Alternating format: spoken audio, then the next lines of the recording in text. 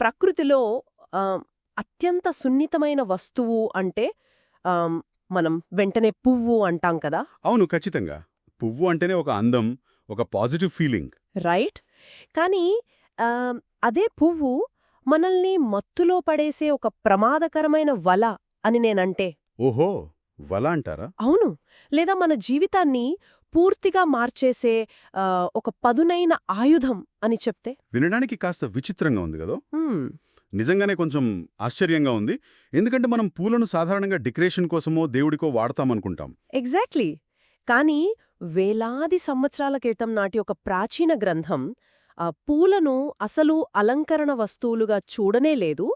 వాటిని మనిషి మైండ్ సెట్‌ని బట్టబయలు చేసే అత్యంత శక్తివంతమైన సాధనాలుగా చూసింది తెలుసా? హ్మ్. మీరు మాట్లాడుతున్నది ధమ్మపదం గురించే కదా? అవును. ధమ్మపదనే. ఈనాటి మన డీప్ డైవ్ సెషన్‌లో దీని గురించే మాట్లాడుకోబోతున్నాం. రైట్. ధమ్మపదం అనేది పైపైన చదివితే చాలా అందమైన కవిత్వంలా అనిపిస్తుంది. అంటే పూలు, అడవులు, తుమ్మెదలు ఇలాంటి ప్రకృతి వర్ణనలు చాలా కనిపిస్తాయి. హుహు. కానీ మనం దాని లోతుల్లోకి వెళ్లి చూస్తే అదొక అద్భుతమైన ఆహ్, సైకలాజికల్ మాస్టర్‌పీస్ అని అర్థమవుతుంది. మనిషి రోజువారీ జీవితంలో ఎలాంటి నిర్ణయాలు తీసుకుంటున్నాడు, ఎందుకు మోసపోతున్నాడు అనే వాటికి పూలనే ఒక రూపకంగా వాడారు. అదే కదా అసలైన మ్యాజిక్. సో, ఈరోజు మన విశ్లేషణ యొక్క ప్రధాన లక్ష్యమేంటంటే ఆచార్య బుద్ధరకిత మరియు డాక్టర్ ఎస్ రాధాకృష్ణన్ గారి అనువాదాల ఆధారంగా మనం ధమ్మపదంలోని పుప్పవగ్గ అధ్యాయాన్ని పరిశీలిద్దాం.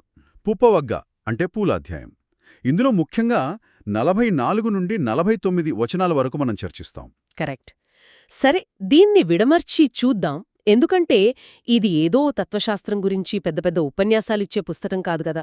నేటి ఆధునిక జీవితానికి ఇదొక ఆచరణాత్మకమైన గైడ్లాగా ఎలా పనిచేస్తుందో చూద్దాం. ఖచ్చితంగా. అసలు ఈ అధ్యాయం ప్రారంభంలోనే 44 మరియు 45 వచనాల్లో ఒక అద్భుతమైన ప్రశ్న ఎదురవుతుంది మనకి. ఏంటా ప్రశ్న?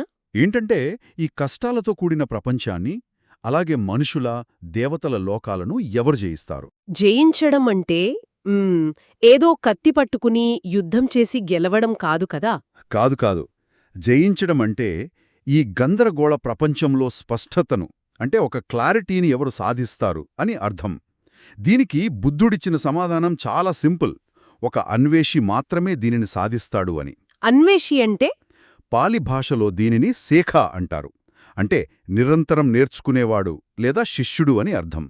ఆ అన్వేషి ఈ లోకాన్ని ఎలా అర్థం చేసుకుంటాడో చెప్పడానికి ఒక పూలమాలలు అల్లే వ్యక్తిని ఉదాహరణగా తీసుకున్నారిక్కడ. ఓహో, పూలమాలలు అల్లే వ్యక్తి అంటే గార్లాండ్ మేకర్ అన్నమాట. అవును.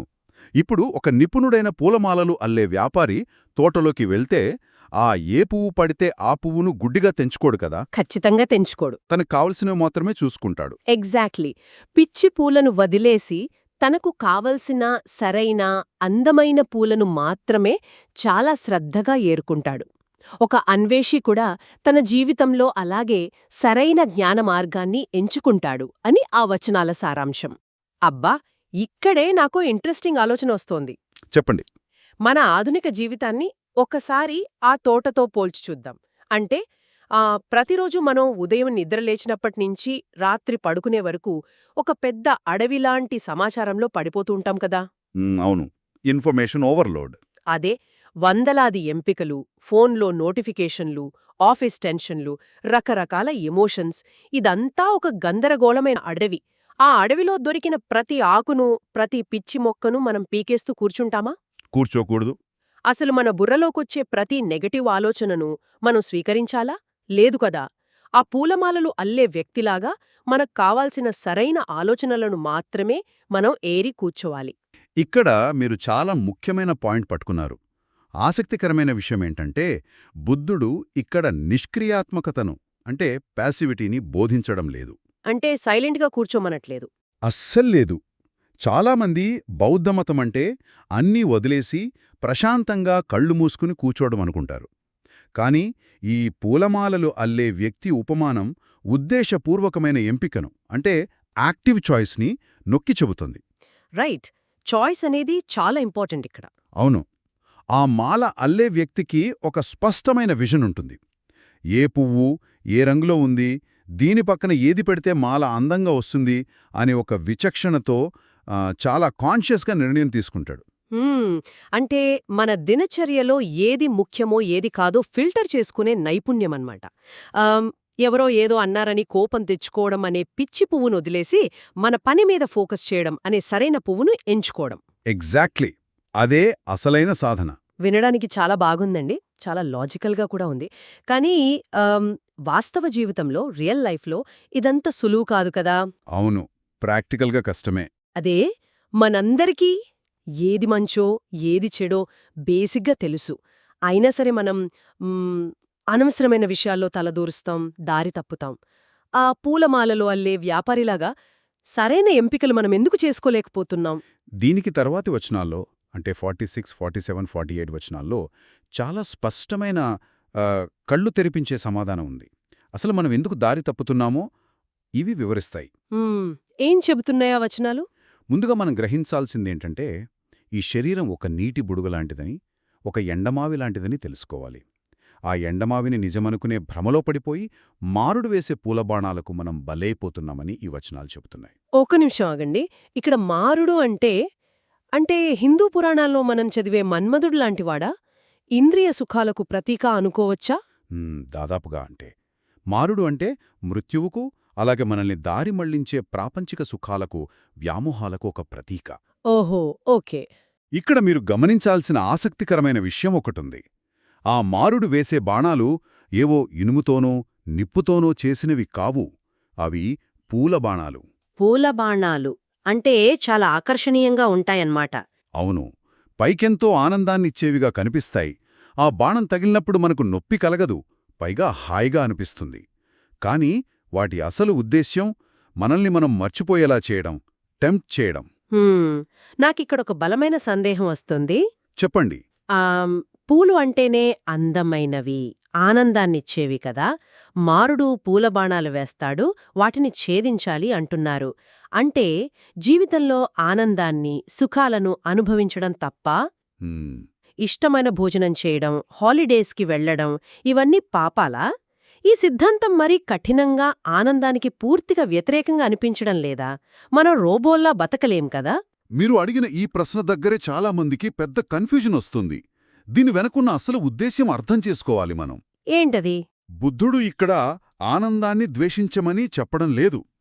పువ్వు అనేది ఒక అలంకారం, ఒక ఆనందం. అది తప్పు కాదు.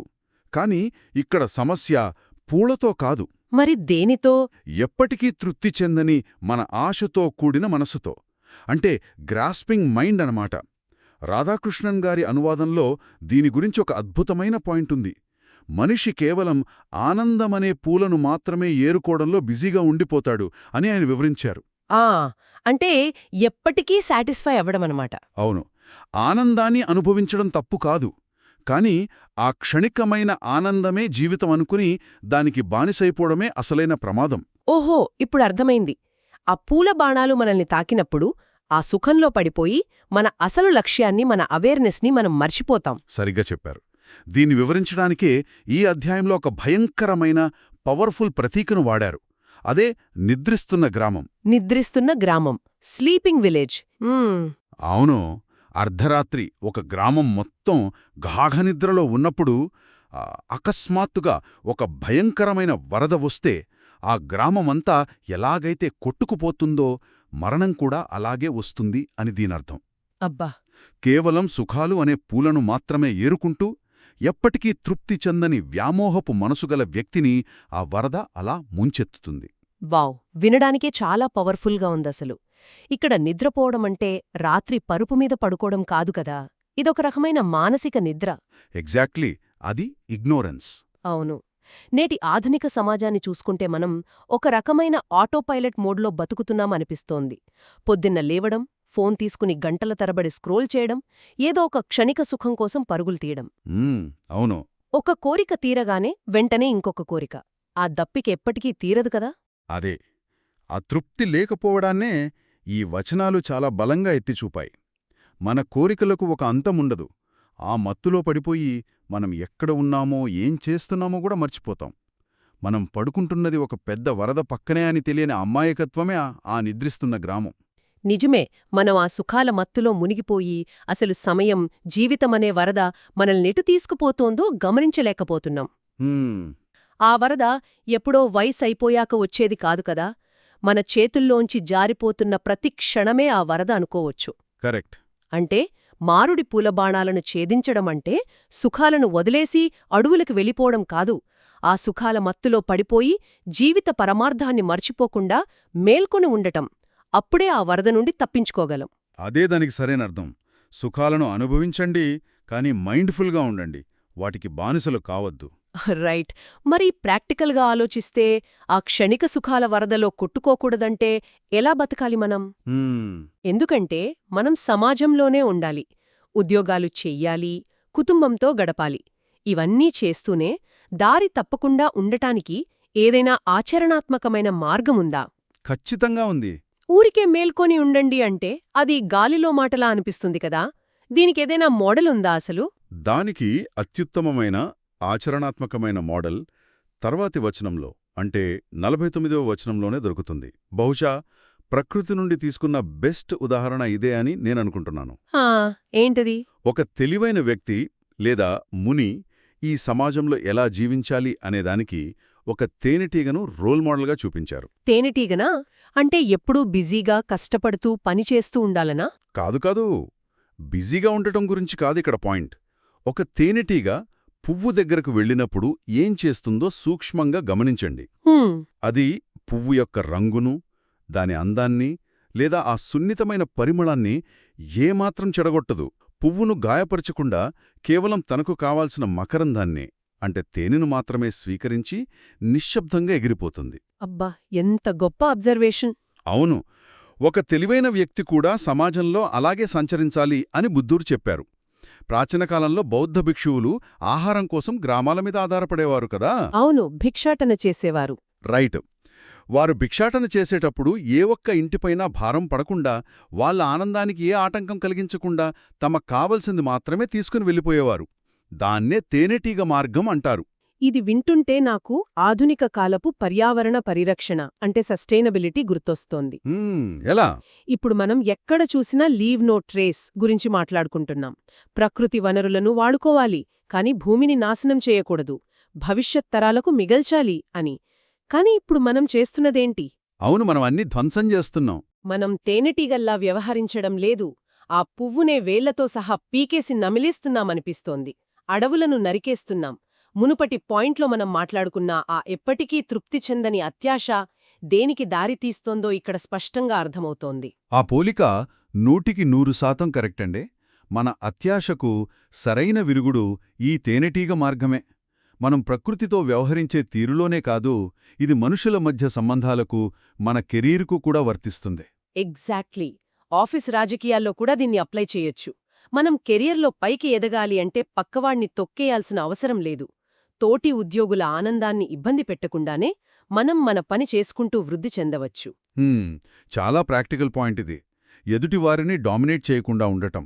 ఇక్కడ తేనెటీగ చేసే ఇంకో గొప్ప పని కూడా మనం గమనించాలి. ఏంటది? అది పువ్వు నుండి కేవలం మకరందాన్ని తీసుకోవడమే కాదు, ఒక పుల్లు మీది నుండి మరో పువ్వు మీదికి వాలే క్రమంలో పాలినేషన్ అంటే పరాగ సంపర్కం జరిగేలా చేస్తుంది. ఓహో, అవును కదా. దానివల్ల ఆ తోటలో మరిన్ని కొత్త పూలు పూస్తాయి. అంటే తోట మరింత వృద్ధి చెందుతుంది.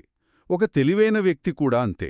సమాజం నుండి తనకు కావాల్సింది తీసుకుంటూనే తన వంతుగా సమాజ శ్రేయస్సుకు, ఎదుటివారి ఎదుగుదలకు పరోక్షంగా సాయం చేస్తాడు. అబ్బా, నిజంగా చాలా అద్భుతంగా ఉందిది. ఏమాత్రం హాని చేయని, పైగా మేలు చేసే ఒక ఉన్నతమైన స్థిరమైన జీవనశైలి. అవును, అందుకే ఈ పూల అధ్యాయం అంత ప్రాక్టికల్ అని మనం మొదట్లోనే అనుకున్నాం. నిజంగానే అండి.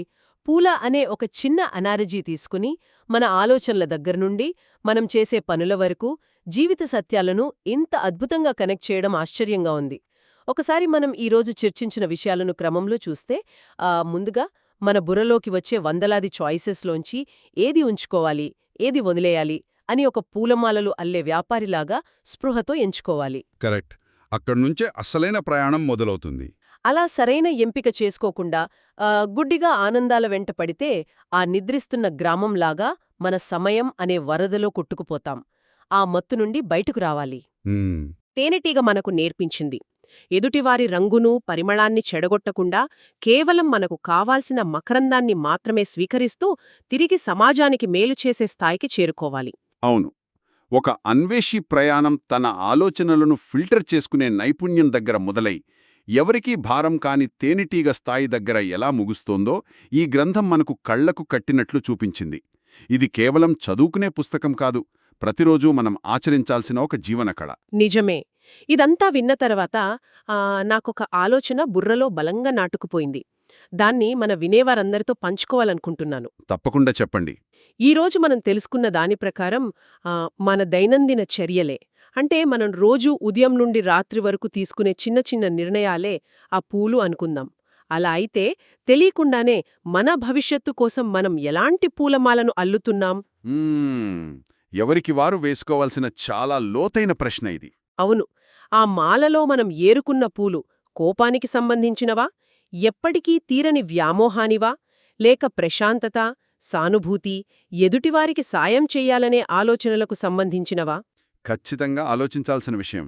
ఒక్కసారి ఆలోచించండి. మనం ఈ లోకం నుండి వెళ్ళిపోయిన తర్వాత మనం అల్లిన ఆ మాల ఎలాంటి పరిమళాన్ని ఈ లోకంలో మిగులుస్తుంది? దీని గురించి మరింత లోతుగా మీరంతా అన్వేషిస్తారని ఆశిస్తున్నాను. ఈనాటి డీప్ డైవ్ సెషన్లో పాల్గొన్నందుకు చాలా ధన్యవాదాలు.